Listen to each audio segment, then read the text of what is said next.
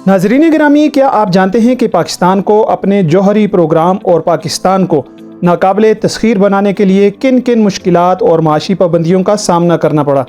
दुश्मन तो दुश्मन, पाकिस्तान को अपने करीबी दोस्तों ने भी धमकियां लगाई थीं।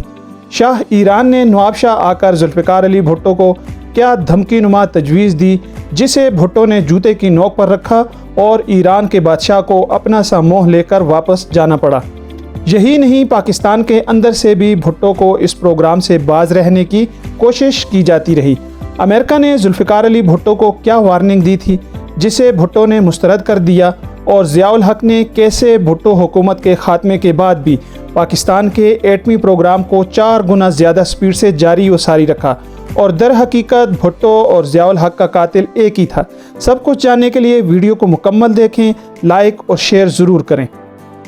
नाज़रीन गिरामी, चूँकि खुशहाल ममालिक दुनिया के हर अमल पर हावी होते हैं, इसी तरह बड़ी ताकतें भी छोटे मुल्कों के हर अमल और किरदार पर नज़र रखने के अलावा उनको अपनी मर्ज़ी के मुताबिक चलाने की ख्वाहिशमंद होती हैं। बड़ी ताकतों जिनमें अमेरिका, बरतानिया और फ्रांस वगैरह ने जुल्फ़िकार अली भुट्टो को अपने मौक़िफ़ से हटाने के लिए बहुत ज़ोर लगाया, मगर वो अपने मौक़िफ़ पर डटे रहे।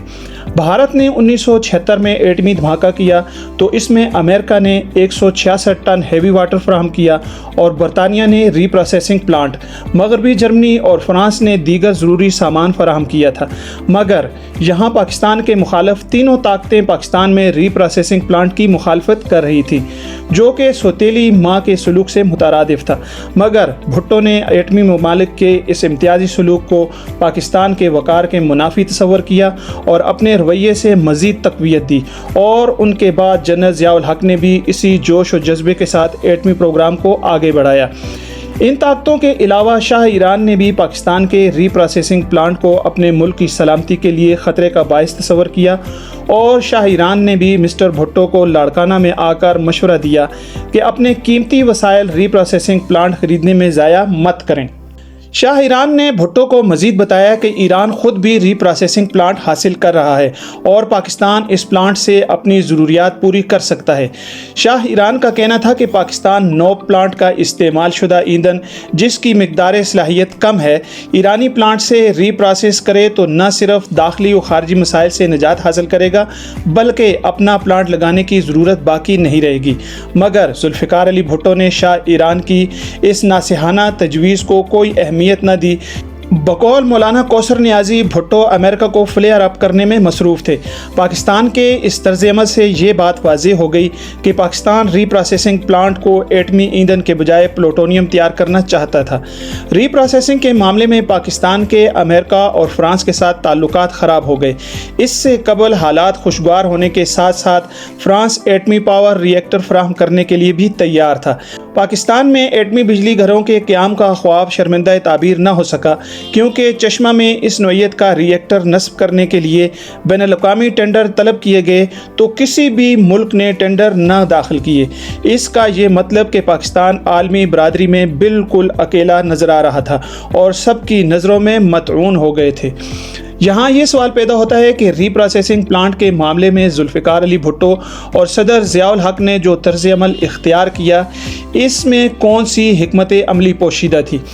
मौलाना कौसर नियाज़ी, जो कि भुट्टो की काबीना में वज़ीर इत्तलात और नशरियात नेज़ मजहबी उमूर की वजारतों के इंचार्ज भी थे, वो भुट्टो साहब के राजदानों में शुमार होते थे और भुट्टो साहब भी उन पर एतमाद करते थे।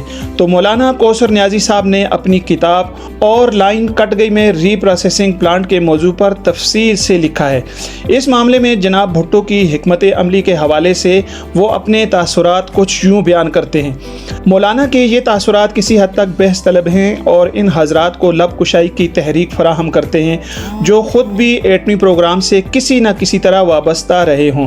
रीप्रोसेसिंग प्लांट का कज़िया पाकिस्तान की तारीख़ का अहम बाब है, जिसके हमारी ज़िंदगी पर इंतहाई अहम असरात मुरतब हुए।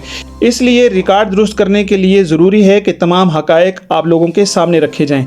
मौलाना कौसर नियाज़ी के बयान करदा तासुरात में से नंबर 1, پاکستان کے ری پروسیسنگ پلانٹ کی کوئی افادیت اور اس کے حصول کے لیے جدوجہد کا جواز نہیں تھا۔ ایٹم بم کے لیے جناب بھٹو کے جنون سے فائدہ اٹھاتے ہوئے ان کے سائنسی مشیروں نے انہیں بے حد غلط اور ادھوری معلومات فراہم کر کے اچھا خاصا دھوکہ دیا تھا، جس سے یہ پردہ چاک ہو چکا تھا۔ نمبر 2، فرانس کے ساتھ معاہدہ بہت آگے بڑھ چکا تھا اور اس کی واپسی ناممکن تھی۔ منسوخی کی صورت میں بھاری اخراجات کا نقصان برداشت کرنا پڑتا تھا اور معاہدے سے پھرنے کی صورت میں بھاری تاوان بھی ادا کرنا پڑتا تھا، جسے پاکستان برداشت کرنے سے قاصر تھا۔ نمبر 3، 8 اگست 1976 کو کسنجر نے پاکستان میں آ کر مسٹر بھٹو کو دھمکی دی تھی، حالانکہ یہ بات ان سے واضح تھی کہ ری پروسیسنگ پلانٹ پاکستان کے لیے کسی مطلب کا نہیں، کہ خصوصاً مغربی آپشن کے اعتبار سے بالکل بے مقصد تھا۔ نمبر 4، مسٹر بھٹو نے کہوٹہ لیبارٹریز کے کام کو ساری دنیا سے چھپانے کے لیے ری پروسیسنگ پلانٹ کا ڈرامہ رچایا اور اس نمائشی گھوڑے کے معاملے پر نہایت شدت سے سٹینڈ لیا گیا۔ نمبر 5، ذوالفقار علی بھٹو سے عالمی سطح پر ہونے والے دستور میں اضافہ کیا اور امریکہ کو فلیئر اپ کرنے کا موقع نہ چھوڑا۔ Number 6، Mister Bhutto processing plant کو پاکستان کی اقتصادیات کے لیے سم قاتل تصور کرتے تھے۔ حالات سے شواہد حاصل ہوتے ہیں کہ مسٹر بھٹو نے فرانس کے تاوان سے بچنے کے لیے اور معاہدہ منسوخ کرنے کی ذمہ داری فرانس پر ڈالنے کی خاطر اس قدر مشکل راستہ اختیار کیا تھا، حالانکہ امریکہ کی امداد کی بندش اور عالمی بینک کی جانب سے عدم تعاون کی صورت میں اس سے کئی گنا زیادہ نقصان برداشت کرنا پڑا تھا، اور عین ممکن تھا کہ فرانس کی حکومت امریکہ کے مشورے پر خود تاوان طلب نہ کرتی اور معاملہ طوالت اختیار کرنے سے پہلے ہی طے پا جاتا۔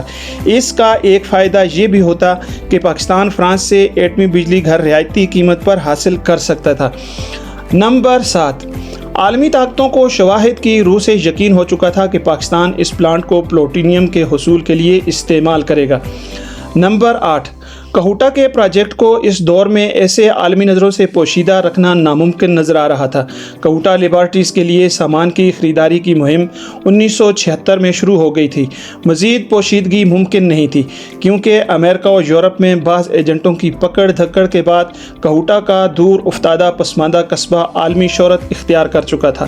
نمبر 9، یہ ایک معمول کی بات ہے کہ مفت میں کسی کو اپنے مخالف بنانا اور پھر عالمی سطح پر امریکہ جیسے امیر اور ترقی یافتہ ملک کو ناراض کرنا تو حماقت سے کم نہ تھا، جس کی وجہ سے مسٹر بھٹو نے اپنے ملک کے مفادات کو گزند پہنچایا۔ اس طریقے سے امریکہ کو مشتعل کر کے خود پاکستان نے ہی نقصان اٹھایا۔ اس کے برعکس ان طاقتوں کو تو کوئی نقصان نہ ہوا۔